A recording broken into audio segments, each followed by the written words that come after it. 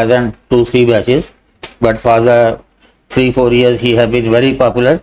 Thank you, sir. I just want to honor to tell him that this is only a beginning, and next time I expect that of the 3 digits, 1 is to be deleted. This is 1906, the coin of British times, as usual, that we give to our toppers. And then one book that I wrote only recently, many of you are not aware about it, but it has to be a compulsory reading. And another book is there, and that is helpful not only in anthropology but general studies, social issues, history, and number of things. Those who are appearing in 26, they can take benefit of it, otherwise in 25, I don't think you'll have enough time. One of the most experienced persons who has committed so many mistakes to reach at this level. Achievement तो सबकी होती है, लेकिन जो गलतियां की हों toppers ने वो आपने नहीं करनी, that has to be the issue. ठीक है ना? जो वर्चूज हैं वो ले लो और जो गलतियां हैं वो आइडेंटिफाई करके दिमाग में रख लो, सो दैट मैं ऑलरेडी कह चुका हूँ उससे 2 से ज़्यादा अटेम्प्ट नहीं लेने, उसको फॉलो करना है और स्ट्रेटेजी जैसे भी सर कहें. ठीक है विशाल, please. Thank you, sir. Thank you for having me here. First of all, I would introduce myself. My name is Vishal Mahar. I have secured All India rank 714 in last year's exam, and this was my 4th attempt. I committed several mistakes, due to which I took so many attempts to reach this, to clear this exam. So firstly, I would like to highlight what all mistakes that I made. So in 2021, I failed prelims, which was GS part, and 2022 I failed mains, and in 2023 there was a mistake on CSAT part, so I couldn't qualify the prelims itself. And in 2024, here I am in front of you, in last year's attempt also. तो सबसे पहले attempt में जो था GS में गलती हुई थी, सेकेंड अटेम्प्ट में वही मैंने जो आपको रिइटरेट किया अभी, लास्ट अटेम्प्ट में भी 2024 वाले में भी कुछ मिस्टेक्स हुई हैं, उसके बारे में भी मैं डिस्कस करूंगा. So how you would like this session to be? You would like to be question and answer, or you would like to be a monologue by me? Please let me know.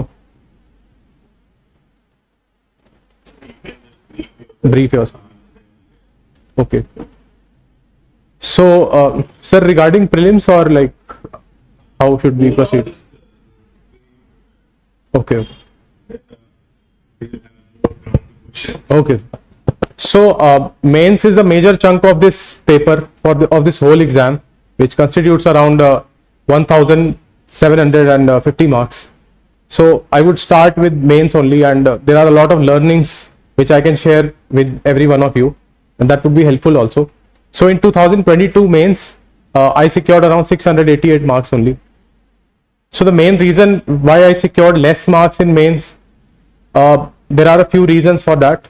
They are the mistakes which I committed. First is the ignorance of the PYQs, and second, I would say, lack of answer writing practice. I did not do much of answer writing practice. I did not write many tests. And thirdly, I would say notes were not prepared of a few areas in optional paper. Of GS, I was quite prepared for notes, but in ethics and in optional paper, my notes were not prepared. And fourthly I would से मेरे paper पूरे नहीं हुए थे, मेरा कोई paper पूरा नहीं हुआ था 2022 के मेंस में. उसके कारण may be I fail to get a interview call also. तो मेक श्योर दैट कि मेंस में आपके सारे पेपर पूरे हों और एक कंसिस्टेंट क्वालिटी के साथ पूरे हों. अगर कंसिस्टेंट क्वालिटी के साथ पूरे हैं सारे पेपर, तो आपको एक रैंक मिलेगी, जरूर मिलेगी, अच्छी रैंक मिल सकती है. मेरे कुछ पेपर्स में लास्ट ईयर भी एरर हुआ, that's why my rank is not quite up to the mark, but I believe if the quality is consistent in all the papers, you can get a very good rank within 200 or top 100 also. So make sure that you complete all the papers, and that would come with practice. And there was one more area, that is ethics. Ethics को काफी ignore किया था मैंने पहले attempt, जो अपना पहला mains था उसमें. एथिक्स को इस साल मैंने इग्नोर नहीं किया था. एथिक्स के लिए आप किसी मेंटोर की हेल्प लीजिए या PYQ लिखिए। आप एथिक्स में मेजरली 60 to 70% पेपर जो है, चाहे वो केस स्टडीज हैं चाहे वो सेक्शन ए है, दे आर ऑल रिपीटेटिव। तो if you are thorough with the PYQs of past 12 years, may be after 2023 और उसके बाद के जो PYQs हैं, अगर आप उनको सॉल्व करते हैं सभी PYQs को और किसी मेंटोर से इवैल्यूएट करवाते हैं, that would be extremely beneficial for you. Last year's rank one, Mr. Aditya Srivastav, you all saw how he got 140 plus marks in GS4 paper. So it's very rewarding to do PYQs. आप रोज लिखिए, रोज 5, 7, 6 सवाल लिखिए।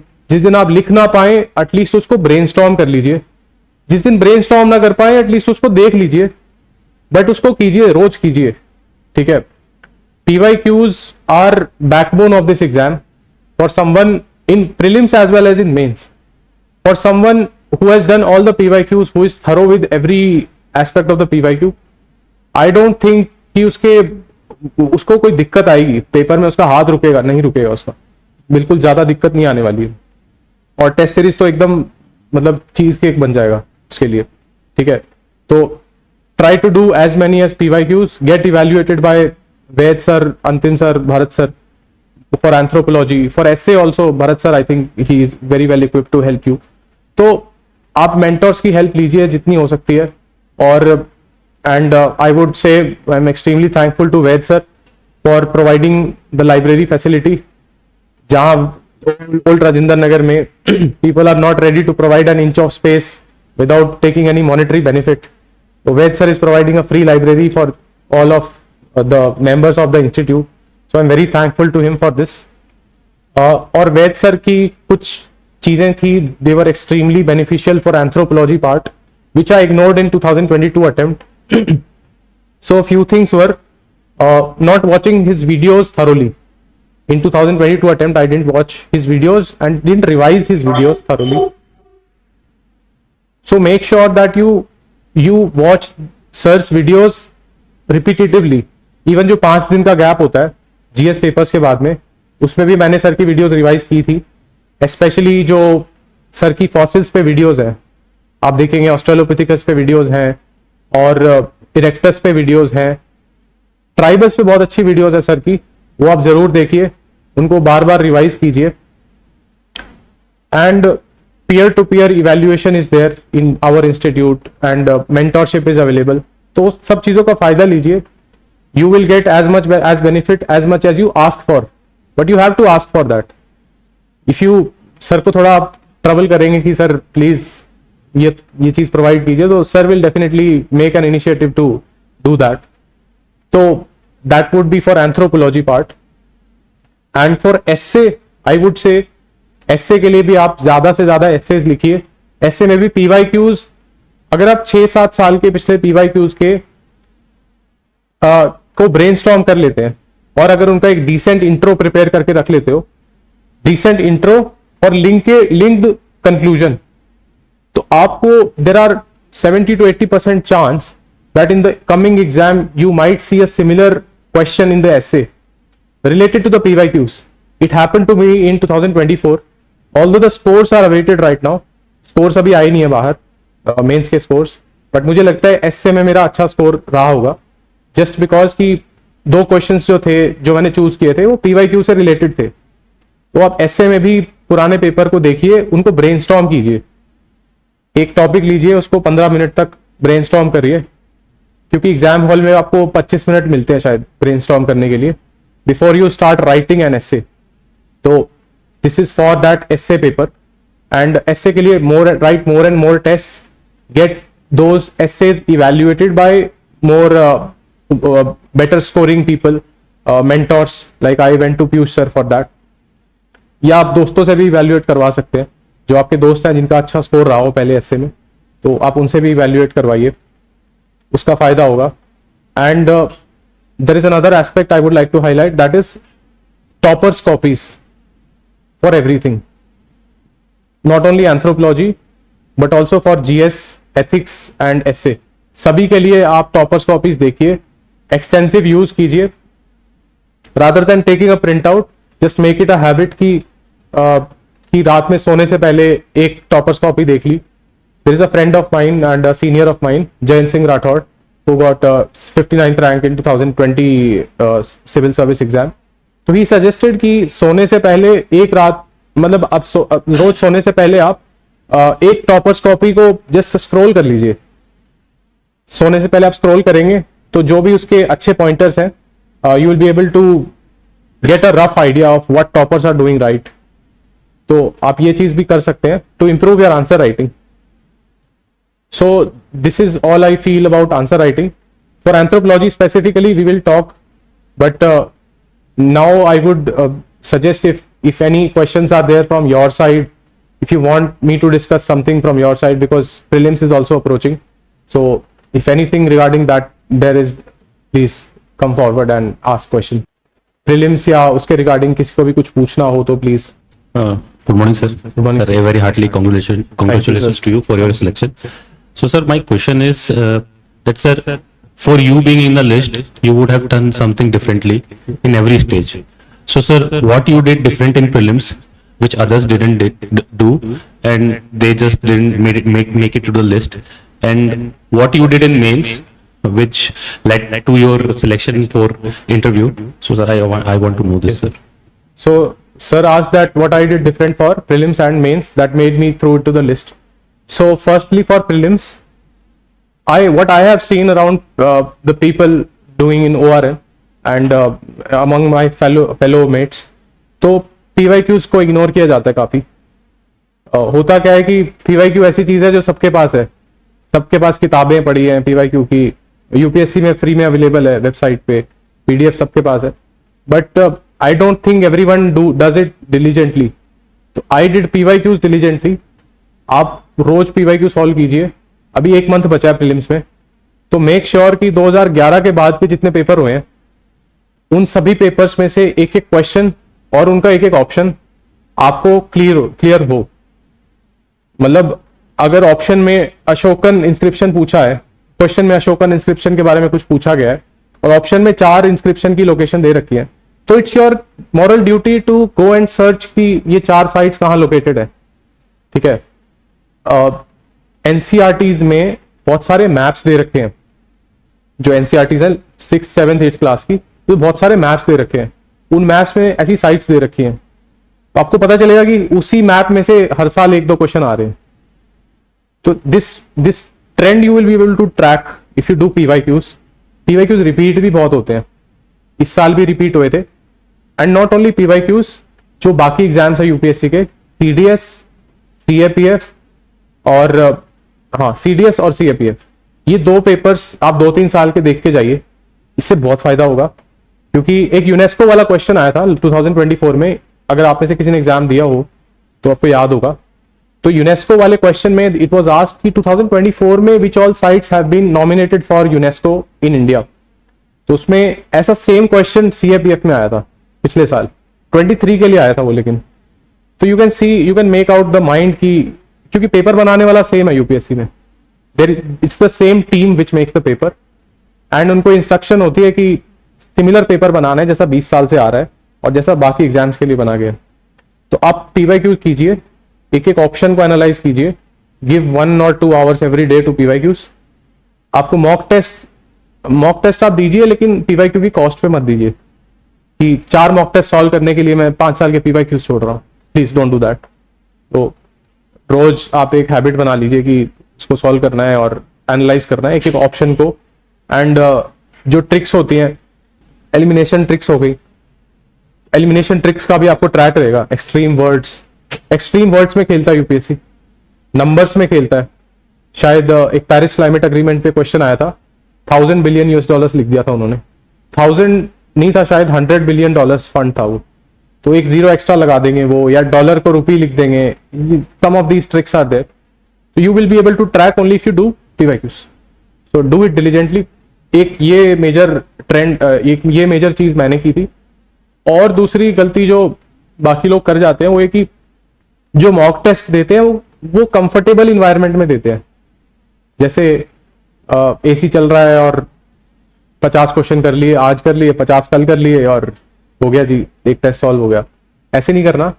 आप जो school में mock test होते हैं वो आप दीजिए, इन actual simulation, in actual heat of the exam, जो मई जून की गर्मी होती है उसको फेस करते हुए आप एग्जाम दीजिए, that will be extremely beneficial for you. क्योंकि उस दिन जितना एग्जाम सॉल्व करना आपके लिए इंपॉर्टेंट है, उतना उस हीट को चैलेंज करना भी इंपॉर्टेंट है। वो बहुत गर्मी वाला टाइम होता है वो, जिस टाइम आपका एग्जाम होगा। तो आप प्लीज सिमुलेशन में एग्जाम जरूर देना, अभी 1 महीना बचा है।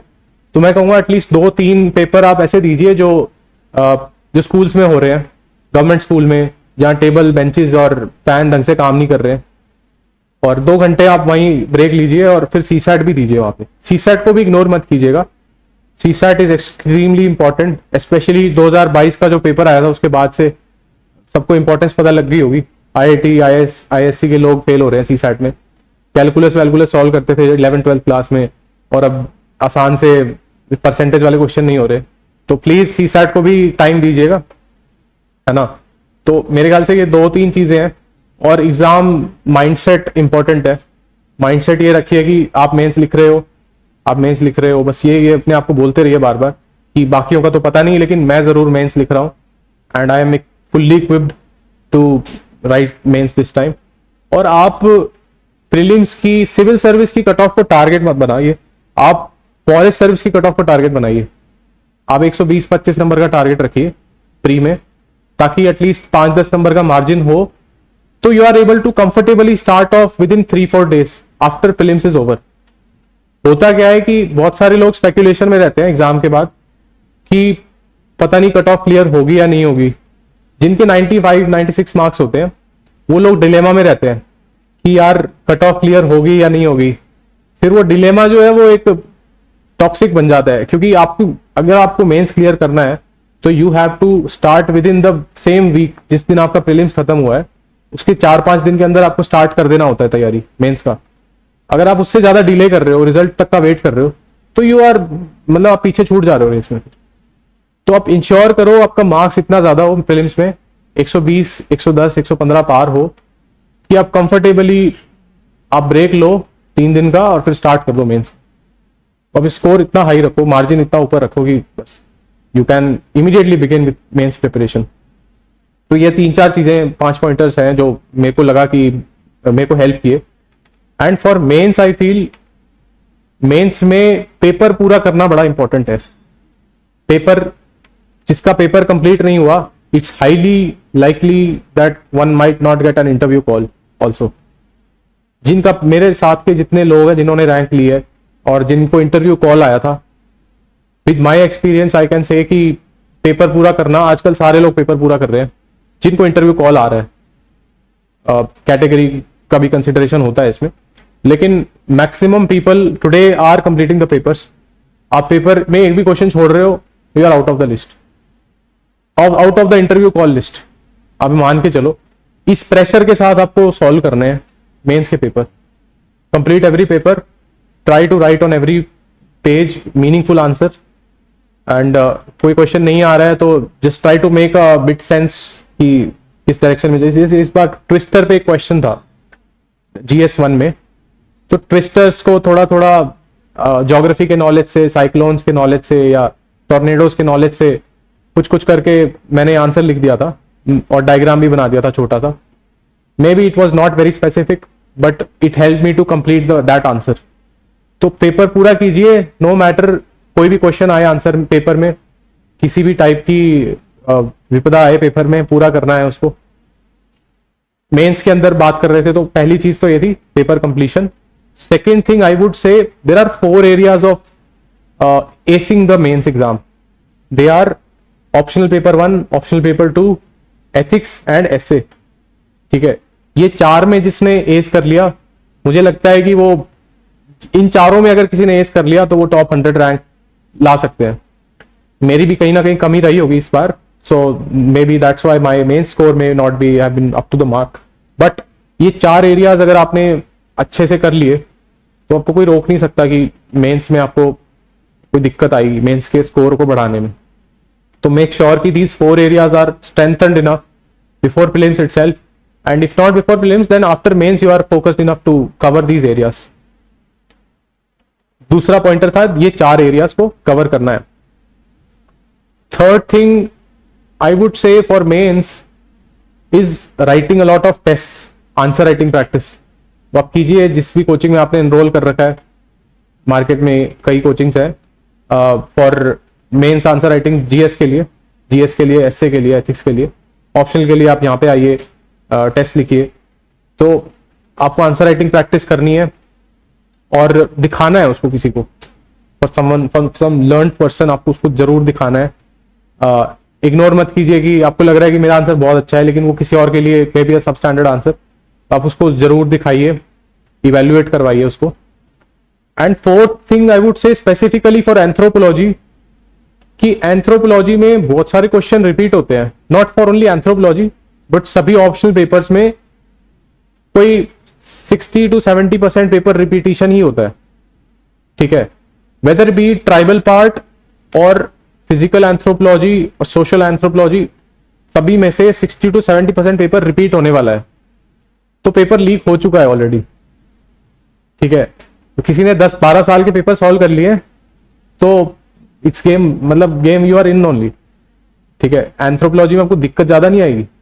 तो आप पीवाईक्यूज कीजिए. पेपर लीक हो चुका है वो इसलिए कि क्योंकि पीवाईक्यूज में चीजें हो चुकी हैं बहुत सारी, तो वही रिपीटिशन आएगी एग्जाम हॉल में भी.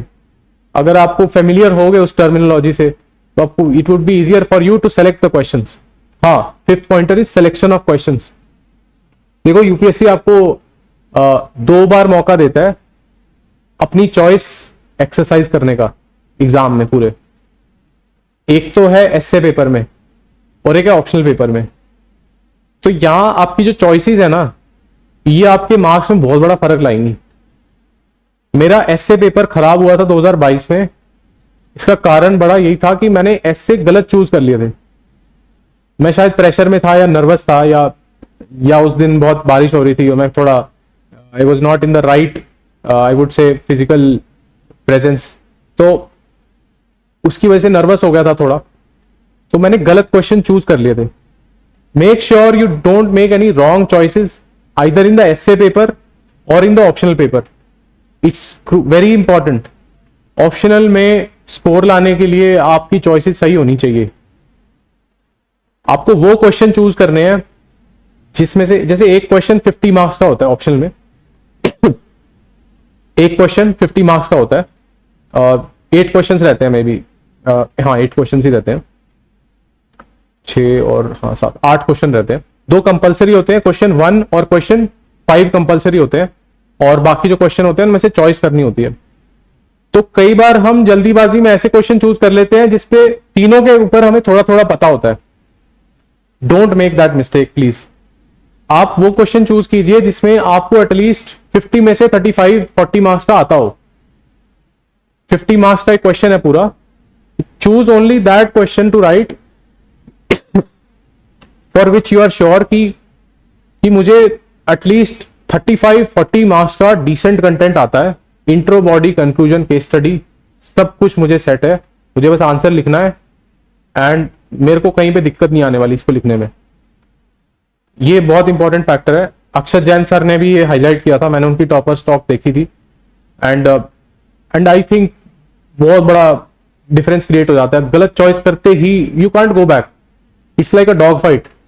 Once you are into the enemy territory you have to fight. आप in 2022 mains I selected a wrong question in optional paper 1. एक प्राइमेट सोशल ऑर्गेनाइजेशन पे क्वेश्चन आया था 2022 में. मैंने वो सेलेक्ट कर लिया था.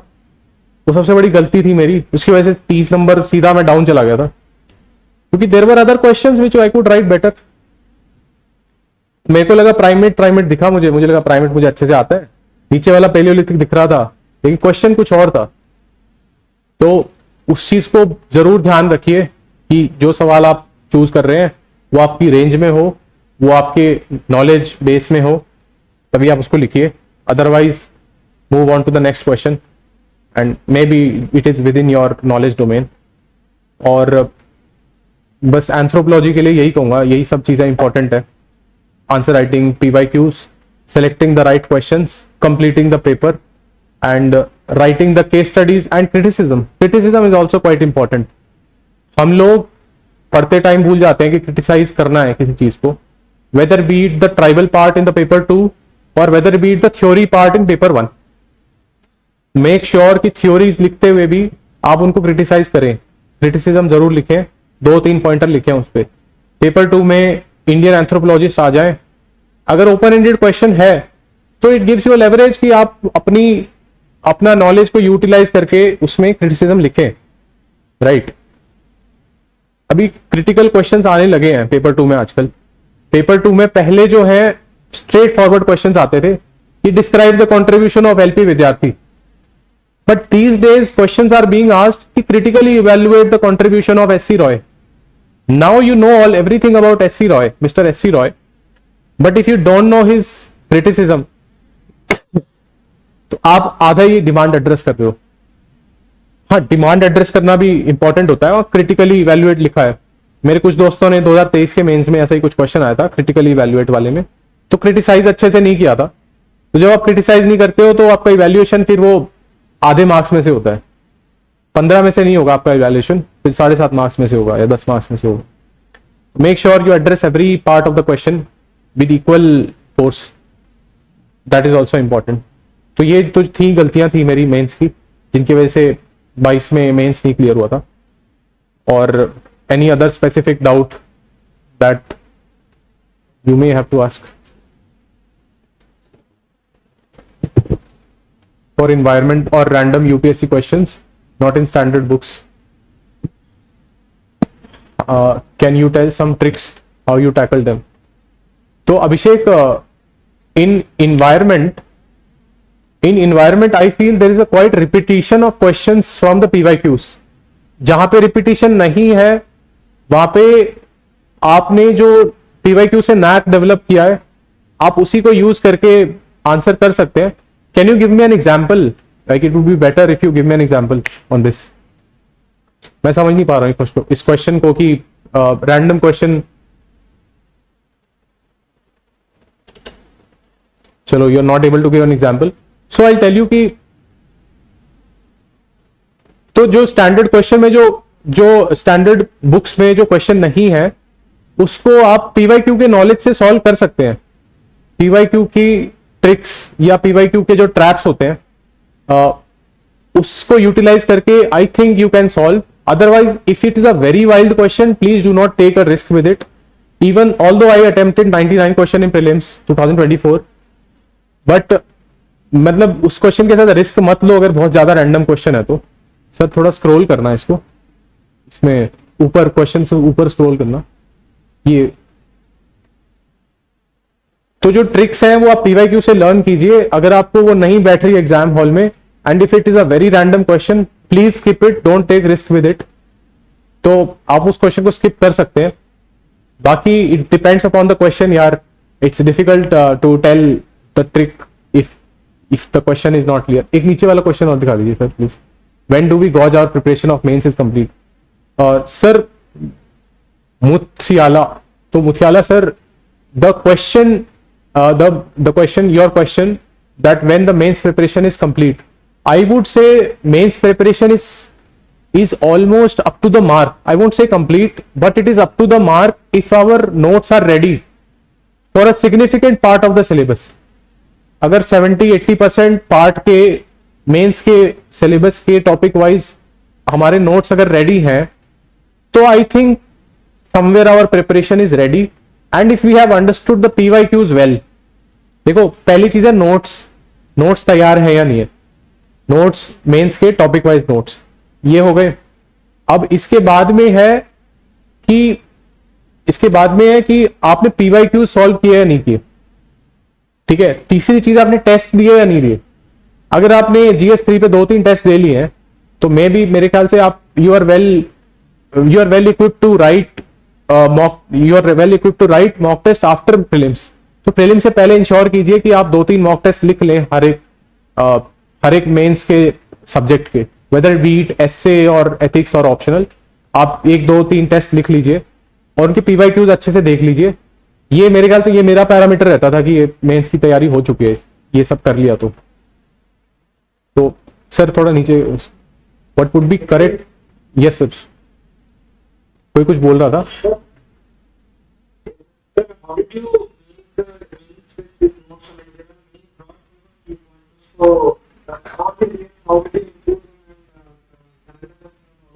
Okay. So sir, Naidu sir, so what happened in that I was doubtful that how to make main specific notes. तो what I did was कि मैंने किसी कोचिंग का सिलेबस ब्रेकडाउन खरीद लिया था, जैसे फोरम आईएएस का एक सिलेबस का ब्रेकडाउन करके आता है पीडीएफ में, तो उन्होंने सिलेबस को माइक्रो टॉपिक्स में ब्रेकडाउन करके रखा था। उस हर एक टॉपिक पे मैंने 250 वर्ड्स 300 वर्ड्स का कंटेंट तैयार कर लिया था online digitally. So by that I made sure that every topic wise notes are prepared of mine. GS में I will give you an example. GS में there is a topic literature in GS1, there is a topic literature, ancient literature करके एक topic है। तो literature को break down किया हुआ था फोरम आईएएस ने, संगम लिटरेचर, अशोकन लिटरेचर और 3-4 डायनेस्टीज के लिटरेचर जो थे वो मैंने प्रिपेयर कर लिए थे अपने आप से पहले ही। तो to tackle a question on literature in the actual exam hall was quite easier for me. तो ऐसे करके मैंने टॉपिक वाइज नोट्स प्रिपेयर कर लिए थे। तो आप भी ऐसा कर सकते हैं, आप चैट जीपीटी की हेल्प ले सकते हैं किसी टॉपिक को ब्रेक डाउन करने के लिए, लाइक एनजीओज इज देयर। तो for NGOs you can type in chat GPT that please tell me some recent issues regarding NGOs, तो he will give you 7 to 8 pointers. आप उसके बारे में प्रिपेयर कर लीजिए और NGO is ready. But all you have to do is substitute it from the government websites and the newspaper reports. वो आपको करते रहना पड़ेगा रोज। And for that active reading of newspaper and active reading of government websites is very important. I am emphasising both equally. Newspaper तो important है ही, government websites follow करना और भी इंपॉर्टेंट है। हम लोग कई बार न्यूज़पेपर की ओपिनियंस में ही डूबे रह जाते हैं और हमें रियलाइज नहीं होता कि गवर्नमेंट अपनी वेबसाइट पे, PIB पे और PRS इंडिया पे क्या बता रही है। आप उनको भी फॉलो कीजिए डिलीजेंटली, और जो हमारे मिनिस्ट्री की ऑफिशियल ट्विटर पेजेस हैं उसको भी फॉलो कर सकते हैं। मैं फॉलो करता था, तो that also help me extensively. तो ये I think that would help. Using government schemes extensively in the GS papers can also help you. तो ये सब चीजें आप कर सकते हैं। I hope I addressed your question. Okay, sir. Sir, what would be correct time for starting answer writing practice? Correct time for starting answer writing practice is when I feel at least 1-2 reading पूरी हो जाए उस subject की। जैसे economy आप पढ़ रहे हैं, तो इकोनॉमी की जो आप स्टैंडर्ड बुक फॉलो कर रहे हैं उसकी 2 रीडिंग्स पूरी हो जाए, तो I think you can start answer writing practice. Answer starting में बहुत ही बेकार होंगे, जो कि आपको भी देखने का मन नहीं करेगा, लेकिन 2-3 बार 4 बार आप गलती करेंगे, मेंटर्स को दिखाएंगे उसके बाद में, तो आपको कॉन्फिडेंस आने लगेगा कि your answers are getting better with time. तो I think 2 reading, 1 reading 2 reading आपकी हो जाए, तो then you can start answer writing practice. Sir, when did you join mains test series, after prelims और before it? I joined it before mains only. Mains no, not before mains, before prelims only. 1 year before prelims I joined mains test series. I joined forum IAS MGP test series. उसके मैंने सारे test लिखे थे Covid में बैठ के। Covid का जब टाइम था तो मैंने जब मैं अटेम्प्ट 21 में दे रहा था, उससे पहले मैंने 1 साल पहले मैंने टेस्ट लिखे थे फोरम IAS के। That help me a lot.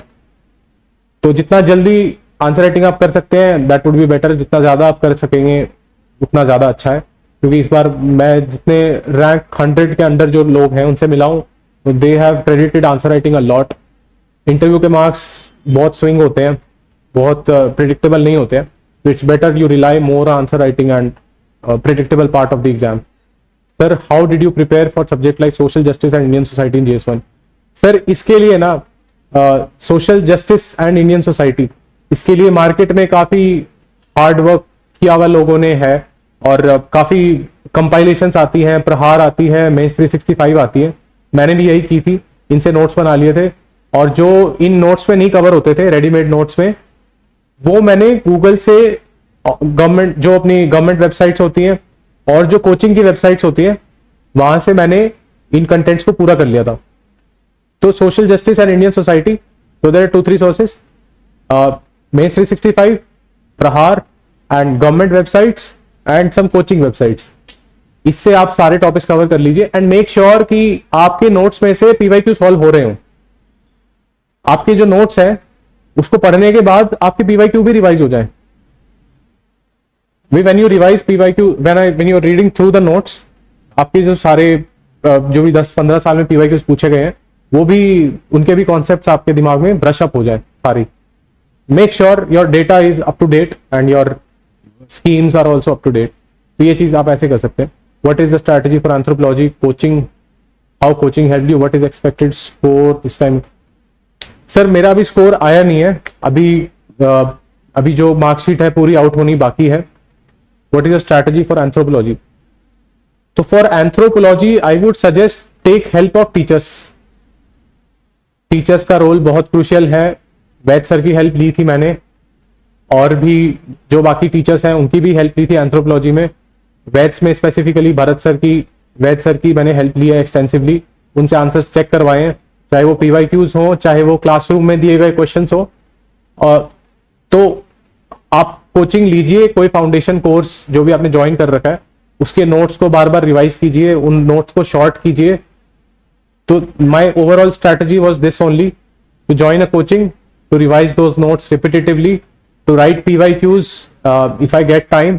If not, if I don't get time for writing PYQs, I would have brainstormed them. ठीक है, जब टाइम नहीं मिलता था लिखने का तो मैं ब्रेनस्टॉर्म कर लेता था। और how coaching helped you? Coaching help me immensely. जो मेरे PYQs चेक हुए हैं वो टीचर्स के कारण ही चेक हुए हैं, टीचर्स ने ही इवैल्यूएट किए हैं बैठ के, सामने बैठ के, और टेस्ट सीरीज में भी। So I kept discussing things, not even in mains also but in interview also. Vaid sir के साथ मैंने 3-4 सेशंस लिए थे, 1-on-1 सेशंस। उन्होंने काफी क्लैरिटी दी थी, वो कुछ क्वेश्चंस रिपीट भी हुए थे इंटरव्यू में। तो आप टीचर्स की हेल्प लीजिए, टेस्ट लिखिए। This was my large strategy. And regarding sources मेरे सेम ही थे, स्टैंडर्ड सोर्सेज ही थे, कोई बहुत डिफरेंट नहीं थे। अक्षर जैन सर की बुक और प्लस कोचिंग मटेरियल्स, वैद ICS का, लेवल अप IAS का, तो ये सब चीजें थी। और किसी ने हैंड रेज किया है सर, थोड़ा हैंड रेज किया जिन्होंने वो जो हम टेस्टिंग रहते हैं उसमें हम कंटिन्यूअसली लेते हैं, तो फिर मार्क्स हम जो एवेल्युएशन दे रहे हैं टेस्ट कोर्स पर 7 मार्क्स दे रहे हैं, and then for 10 marks we are getting around 5 marks. So how is it, मतलब जनरली इज इट गुड? आप गुड और बैड पे मत जाइए, आप पहले टेस्ट लिखिए and then I would say marks को ज्यादा दिल पे मत लो। Better would be to discuss it with the mentor. Like forum IAS में मैंने MGP ज्वाइन की थी, तो उसमें मेंटरशिप थी, तो मैं मेंटर से जाके डिस्कस कर लिया करता था कि इस आंसर में क्या और लिखते हैं कि मार्क्स ज्यादा आ जाते। तो first thing is discuss it with the mentor rather than dwelling for the marks. Marks लाइए, मार्क्स अच्छे लाइए, target a good marks, good score. But कभी कभी नहीं आता है तो don't take it on heart, go and discuss with the mentor. Secondly, आप टॉपर्स की कॉपीज देखिए, जो उसी टेस्ट के टॉपर्स होते हैं उसमें गुड रैंकर्स की कॉपीज होती है ऊपर। लाइक MGP में टॉप स्कोरर्स की कॉपीज हमेशा रहती थी, तो मैं उनको जाके देख लिया करता था कि what I am missing, what they are doing different and what I am not doing. तो ये सब चीजें क्लियर हो जाती थी उसमें। तो आई वुड से, और तीसरी चीज कि आप टेस्ट के बाद में उसकी जो मॉडल आंसर की होती है उसमें से भी कंटेंट को एनरिच कीजिए। ठीक है, एक तो इवैल्यूएशन होके आ रही है कोचिंग से, एक है self evaluation. Self evaluation will also be equally helpful to you, so do that self evaluation part also, don't miss out on that. कई बार होता है कि मार्क्स अच्छे आते हैं तो हम पेपर साइड में रख के बैठ जाते हैं कि अब इसको देखना ही नहीं है, ये नहीं करना है। मार्क्स अच्छे आ रहे हैं तो then also there might be a few things in the answer key that may be helpful to us. तो जो एक 300 वर्ड का आंसर हम एग्जाम हॉल में लिखते हैं, 250 वर्ड का आंसर, उसकी जो आंसर की होती है उसमें 500 या 400 वर्ड लिखे होते हैं आंसर की में। फोरम IAS की जो आंसर की आती थी मेरी, तो अब आंसर की पढ़ेंगे आपको ज्यादा वैल्यू एडिशन मिलेगा। तो आंसर की पढ़िए, टॉपर्स की कॉपीज देखिए, उसी टेस्ट के टॉपर्स की, और मेंटर से बात जरूर कीजिए। और मार्क्स इंक्रीज जरूर होंगे, ये 3 चीजें करेंगे तो मार्क्स डेफिनेटली इंप्रूव होंगे। I hope yes sir. the paper हाँ, it's completely different from 2023 because there was no theoretical question. Yes, sir. Only 3 core questions were there. And all the questions were like case studies only, even the first section making it. So how do we prepare for such kind of surprises in the exam? तो sir surprises होंगे exam hall में, but that will only test your presence of mind.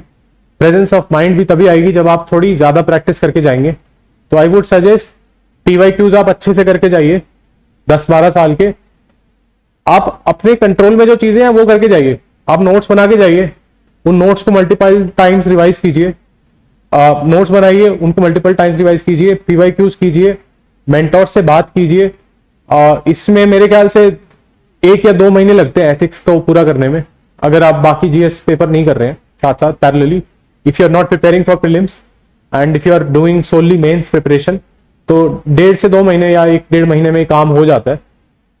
तो आप ये सारी controllable चीजें handle करके जाएंगे तो definitely you will develop a presence of mind that would be able to help you to in the exam hall to tackle any uncertain questions. तो आप अनसर्टेनिटी के पीछे परेशान मत होइए. अनसर्टेन सबके लिए था. एग्जाम में जितने लोग बैठे थे मेंस में, सबके लिए अनसर्टेन थी चीजें. अच्छा, अनसर्टेन था 125 मार्क्स का पेपर अगर आप सेक्शन ए को देखें, लेकिन बाकी जो 125 मार्क्स की जो केस स्टडीज थी they were quite predictable. Are you understanding Suhas? Yes, sir. Yes, sir. तो जो केस स्टडीज है वो काफी प्रिडिक्टेबल पार्ट है. अगर आप वो 8-10-12 साल की कर लेते हैं तो मेरे ख्याल से वो काफी टैकल हो जाती है एग्जाम हॉल में. तो नॉट एवरीथिंग इज ब्लैक और white, it's grey, it's a mix of both things. तो आप प्रिडिक्टेबल पार्ट जो है उसको अच्छे से प्रिपेयर करके जाइए और control the controllables. That will be able to help you to develop the presence of mind, जो कि आपको एग्जाम हॉल में हेल्प करेगी. चाहे कितना भी अनप्रिडिक्टेबल पेपर हो, you will definitely be able to do better than others if you do these 3, 4, 5 things. That is my perspective. Thank you, sir. Okay, sir. Sir, my biggest fear is current affairs, essay paper and answer writing.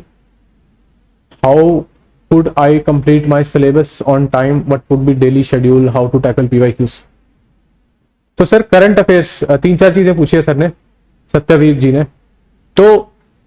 तो सत्यवीर जी, पहली चीज है current affairs.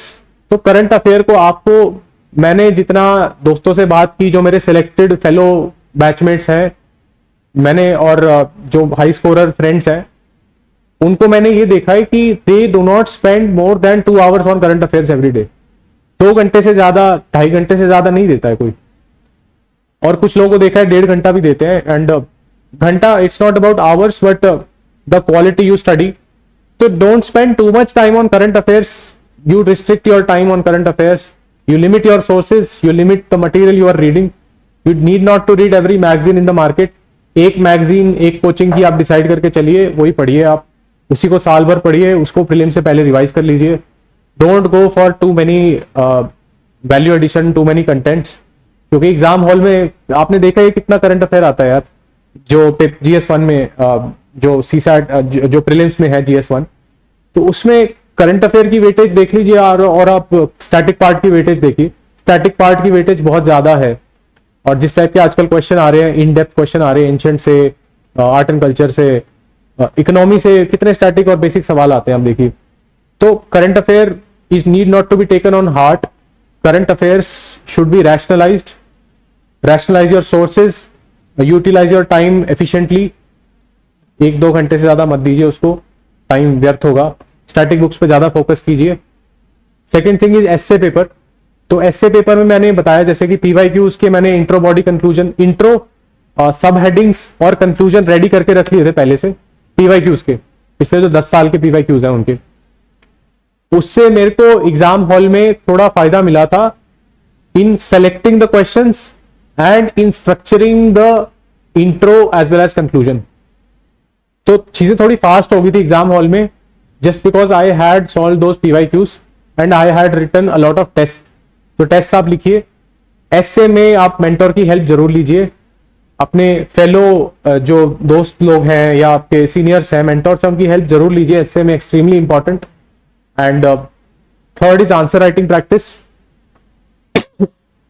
तो answer writing के लिए मैंने जैसे बताया कि फोरम आईएस की एमजीपी ज्वाइन की थी, I been a regular student of MGP, वो आप कर सकते हैं और खुद से भी कीजिए आंसर राइटिंग पीवाईक्यूज की, and please get them evaluated at least. ये मत सोचिए कि मैंने आंसर लिख दिया है।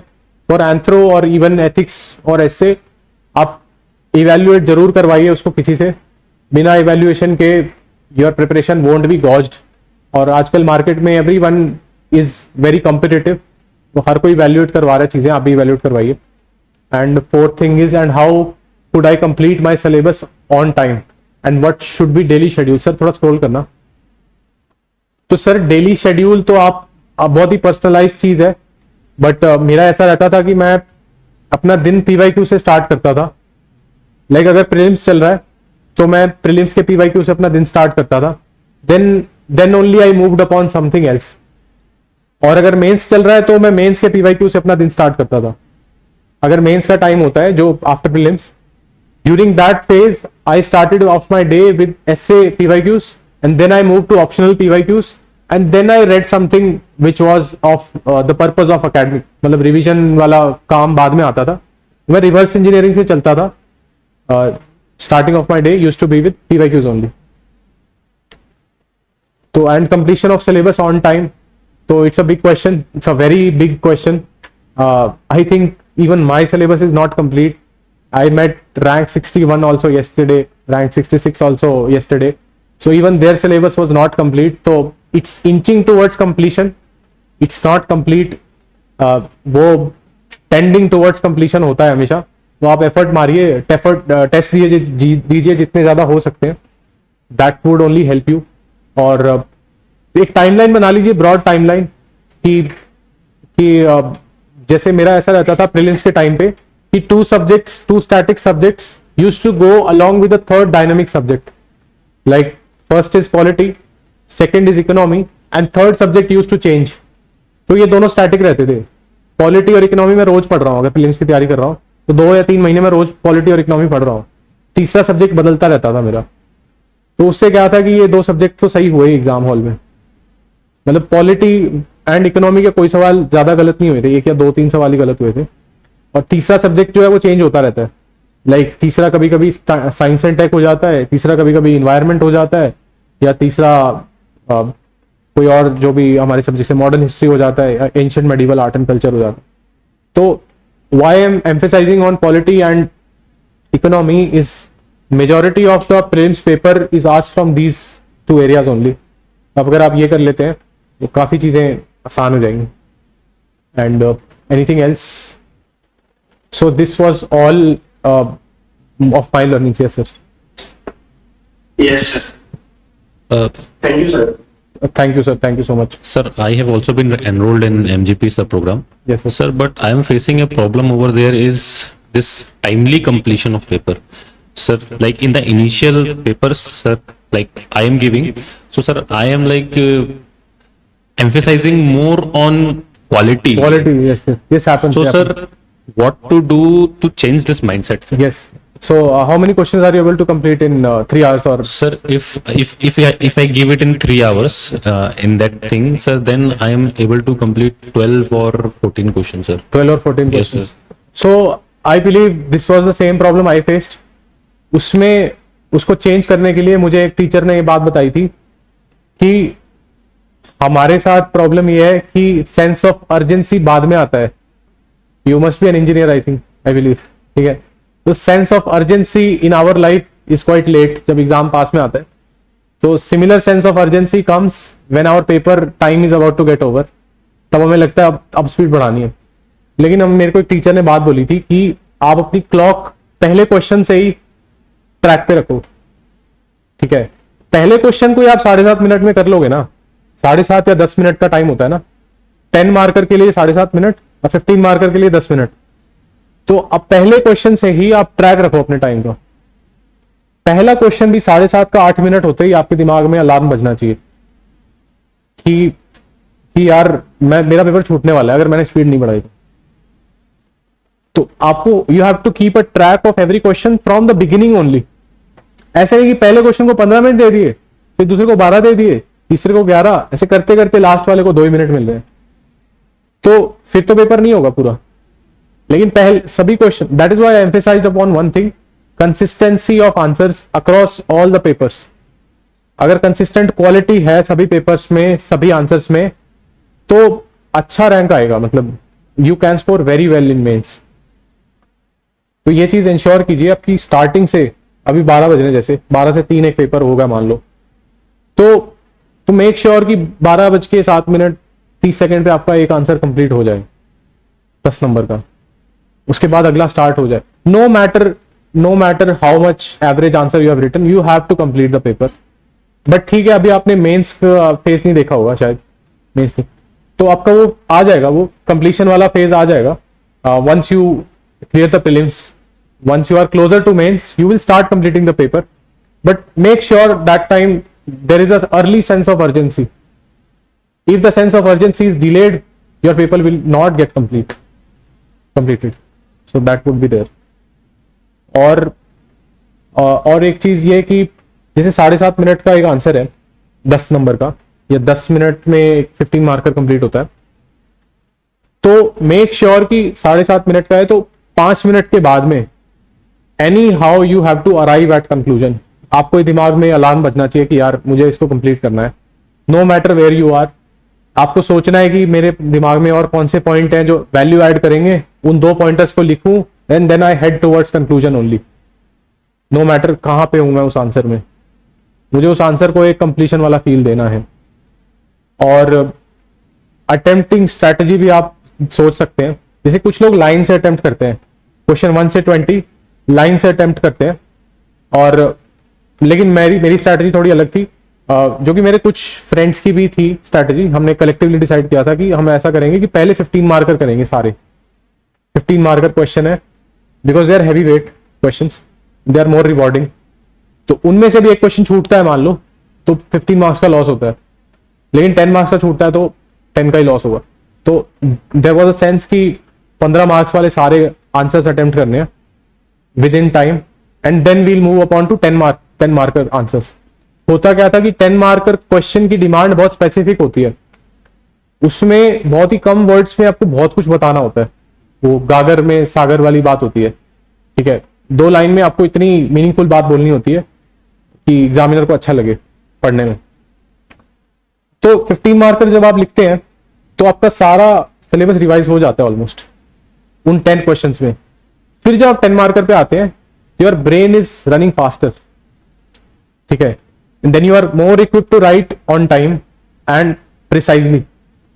तो ये चीज भी मेरे को हेल्प की थी कि 15 मार्कर करने के बाद 10 मार्कर पे आते थे तो क्विकली आंसर्स कंप्लीट होते जाते थे 10 मार्कर, तो यू कैन डू दैट। तो पेपर अटेम्प्टिंग स्ट्रैटेजी एक बार डिस्कस करना, अपने मेंटोर से जरूर कीजिएगा, मेंटोर से, दोस्तों से, और जिनके बेटर मार्क्स आए हैं उनसे। और टॉपर स्टॉक जो होती हैं, जिनके अभी मार्कशीट आ जाएगी, मार्कशीट आएगी, उसमें सब्जेक्ट, एक सब्जेक्ट का एक टॉपर होगा, जैसे एथिक्स का एक टॉपर होगा, ऑल इंडिया टॉपर। आप उनकी टॉपर वीडियोस देखिएगा जरूर। GS3 की ऑल इंडिया टॉपर हो गए कोई, उनकी भी वीडियो देखिएगा, उससे आपको पता चलेगा कि क्या फर्क है, मतलब क्या करना बाकी है। That you have to follow. Toppers copy जरूर देखिएगा, और keep a track of time since the beginning. Clock start हुई और अर्जेंसी स्टार्ट हो गई है, you have to begin with full force. तो वो चीज है, बस यही था मतलब।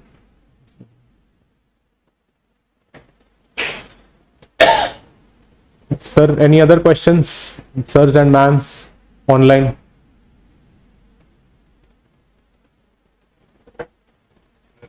Yes, sir.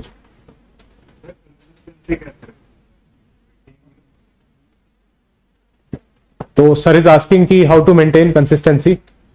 So, for that I feel keeping a track of your schedule. मतलब मैं ये करता था कि जो एक नोटपैड पे एक शेड्यूल बना के रखता था मॉर्निंग में उठते ही, कि there are 8 to 9 tasks that I have to complete in a day. उसमें सिर्फ एकेडमिक टास्क नहीं होते थे, यूपीएससी से रिलेटेड हेल्थ के टारगेट्स भी होते थे कि इतना रनिंग करनी है या इतनी एक्सरसाइज करनी है, या जो भी टारगेट्स होते थे। हेल्थ के और डाइट के टारगेट्स पैरेलली होते थे अलॉन्ग विद एकेडमिक टारगेट्स। तो 8 to 9 टारगेट्स होते थे उसमें। तो अगर 12 बजे तक 2 टारगेट्स नहीं पूरे हुए तो ब्रेन में ऐसा लगता था कि यार पीछे भागे, पीछे छूट रहे हैं, और इवनिंग तक 5 या 6 टास्क नहीं होते थे, then also there was a sense of missing कि यार ये दिन वेस्ट हो गया। आई वुड सजेस्ट कि कैलकुलेट, मतलब चीजें थोड़ी सी क्वांटिफाई करके रखो। What gets measured gets done. जो चीज मेजर्ड है उसका आउटकम भी आएगा। अगर आप देखोगे ना पेजेस पलट के कि यार पिछले 7 दिनों में 9 में से मैं रोज 7 टास्क पूरे कर रहा हूँ, ठीक है, तो एफिशिएंसी अच्छी है, 70-80% के बीच में आ रही है, तो आई एम वेल इक्विप्ड। और अगर 9 में से 8 टास्क हो रहे हैं तो बहुत अच्छा है।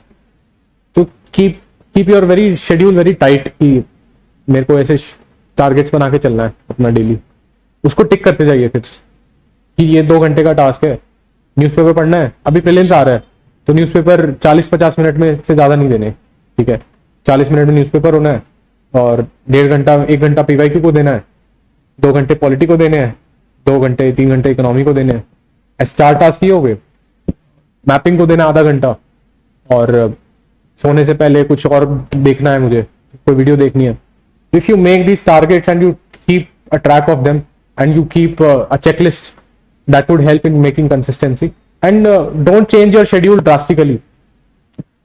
कि drastic मतलब you are a night person, suddenly you are a morning person, and then next week you are suddenly a evening person. ऐसा नहीं होना चाहिए। Keep your strict schedule. If you are an evening person, if you are a morning person, then stay morning person only.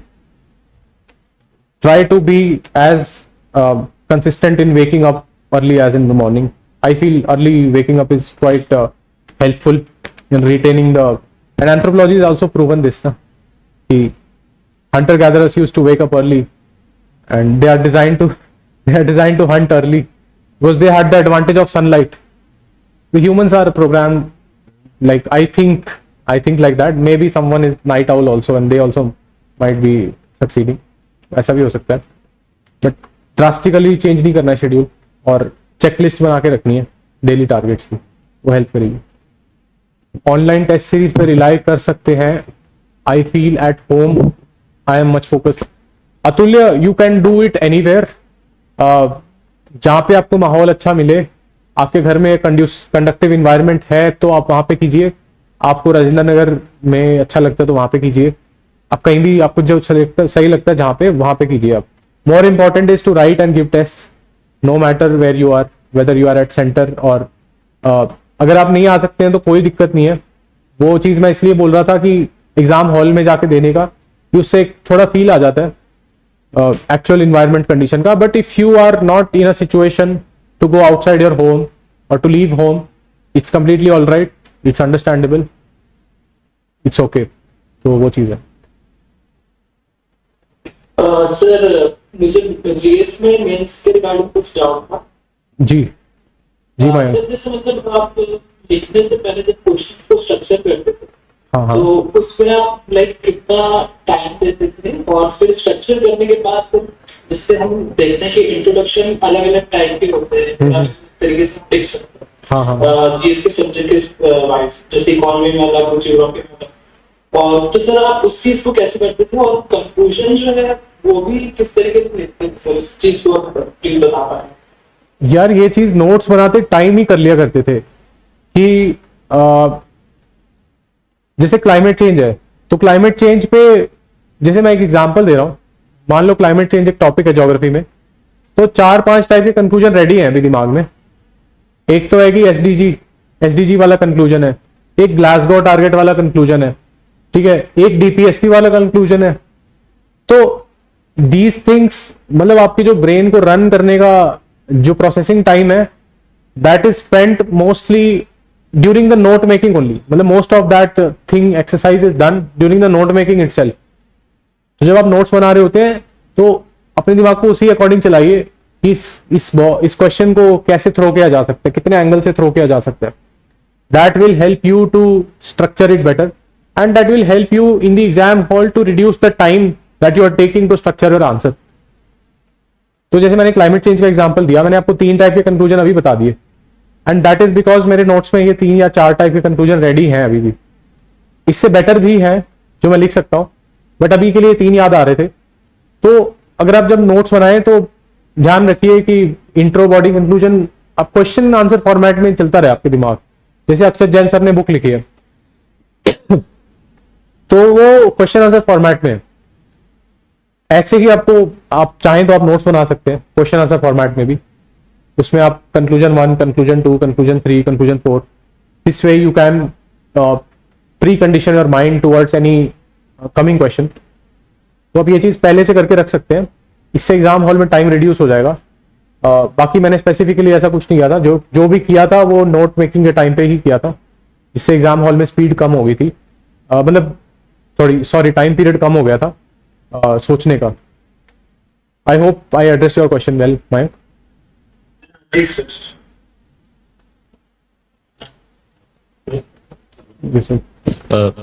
Sir, like I have started writing. So, sir, on the given day on a paper, we have to write 2 papers.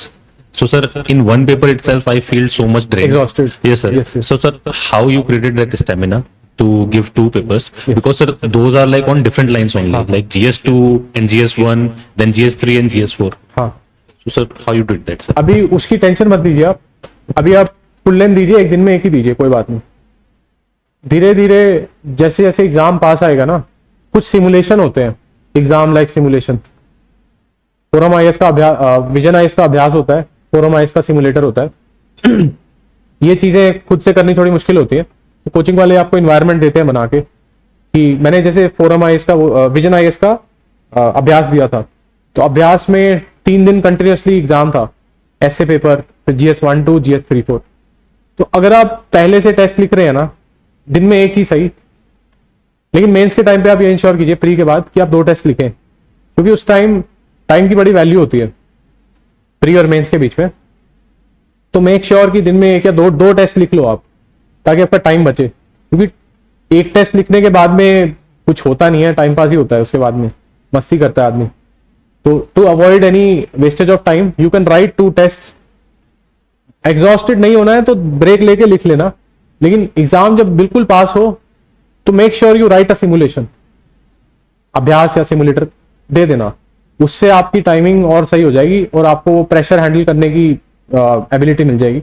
मेरे को भी नहीं थी ability, 2022 वाले mains में मेरे को भी फटीग फील हुआ था एक पेपर के बाद में, स्पेशली फटीग फील होता है GS2 के बाद में, क्योंकि ऐसे GS1 और GS2 दे चुके हैं और नेक्स्ट डे GS3 और 4 है, और तब एकदम ऐसे गिव अप मोड में आ जाता है आदमी कि ठीक है जो प्रिपेयर किया है वो अलग बात है, लेकिन जो याद आएगा वो लिखेंगे, तो इस मोड में आ जाता है। तो उससे बचने के लिए आप थोड़ा वो सिमुलेटर दीजिए, सिमुलेशन में पेपर दीजिएगा, अगस्त में होंगे वो, आप जरूर अपेयर होना उसके लिए मेंस देंगे, है ना।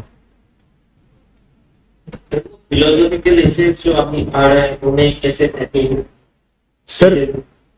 सर फिलोसॉफिकल एसेज के लिए एक तो ये कि आप फिलोसॉफिकल टॉपिक को किसी जीएस चीज में कन्वर्ट कर लीजिए, आप ऐसा कर सकते हैं। मैं आपको एक एग्जांपल दूं तो there was a question last year in 2024 essay paper कि everything that has been done that has been great has been simple only, ऐसा एक टॉपिक था, I can't recall the whole topic, but ऐसा ही कुछ था कि everything great that has been done in the world has been simple only। तो ये बड़ी फिलोसफिकल सी लाइन है, ठीक है, लेकिन मैंने इसको जीएस टॉपिक में कन्वर्ट कर लिया था। कैसे कि एक मिड डे मील स्कीम आई थी 1960s में चेन्नई में, जो अपना तमिलनाडु स्टेट है वहां पे। तो वहां पे के कामराज जो थे, he was travelling through the country side of the state, गांव में ट्रैवल कर रहे थे, उन्होंने कुछ बच्चे देखे और तो उनकी एक स्टोरी से मैंने एक ऐसा क्लू ले लिया जो कि मुझे हेल्प किया इस एस्से का इंट्रो प्रिपेयर करने में।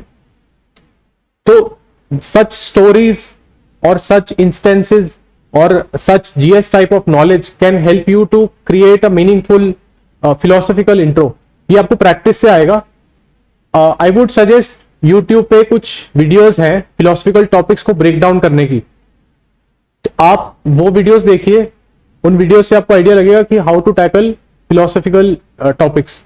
एक प्रशांत कौशिक सर करके हैं यूट्यूब पे, बहुत अच्छा चैनल है। उन सर के कंसिस्टेंटली 140 प्लस मार्क्स आए हैं ऐसे पेपर में 2016 से लेके 19 तक। I think Prashant Kaushik sir है, उनकी फिलोसफिकल एसे की वीडियोस आप देखना, आपको पता चलेगा कि how to break down the philosophical essay. मैंने उन्हीं से सीखा है and he is in personal touch also. तो आप ये चीज कर सकते हैं, उनका नंबर दिया रहता है वीडियो के लिंक में, दैट यू कैन डू। तो प्रैक्टिस से आएगा यार, बाकी इसके अलावा वीडियोस देखिए, ब्रेनस्टॉर्म कीजिए, उसके बाद प्रैक्टिस भी कीजिए। So this is all from my side on this question. Okay, thank you. Thank you. ठीक है बच्चों, thank you. I think one of the most simple, most expressive and the most honest admission we had from Vishal regarding his experiences. एक चीज, बहुत सी चीजें जोड़ी जा सकती हैं, पर ये जो और टॉपर्स आते जाएंगे उनकी बातें जुड़ती जाएंगी, उनके एक्सपीरियंसेस आप लोग बेनिफिट उठा पाएंगे। लेकिन ऐसे में मैं तो सोचता हूँ शायद या तो भूल गए हैं या नहीं करते हैं, इन ऐसे कोट बड़ी क्रूशियल होगी। Yes sir.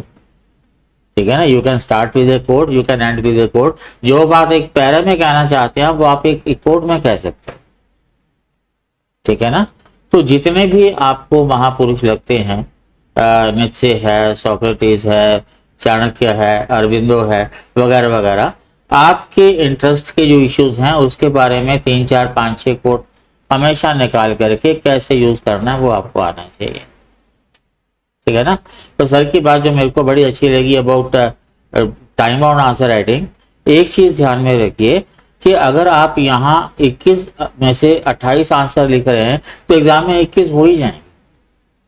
एग्जाम की कंडीशन ऐसी होती है जिसमें आपका जो है वो स्पीड अपने आप 10% तक स्पीड बढ़ जाती है। ठीक है, सो पैनिक होने की जरूरत नहीं है कि मेरा तो पेपर पूरा नहीं हो रहा, वो अपने आप हो जाएगा बशर्ते कि कंटेंट आपके पास हो। ठीक है ना। 21 में से 18, अंतिम सर कह रहे मैंने 28 बोल दिया, पर आपको पता लग गया है कि मेरा मतलब 18 ही था। ठीक है, कल को देश चलाने जा रहे हैं। Thank you sir. Thank you sir. है ना। Next time he is dropping this year and 26 आप लोगों के साथ compete करेंगे, तो आपकी एक सीट तो हो गई कम। And then he will be here. मैंने उनको बोला है कि जो 3 डिजिट्स है उनमें से कोई भी एक डिजिट जो है उसको डिलीट कर दो, 2 डिजिट्स में रिजल्ट आना चाहिए। ज्यादा बेहतर हो तो ठीक है, लेकिन उतने में ही हमें सेटिस्फेक्शन हो जाएगी। ठीक है, चलो thank you Vishal. Thank you. God bless. Thank you very much.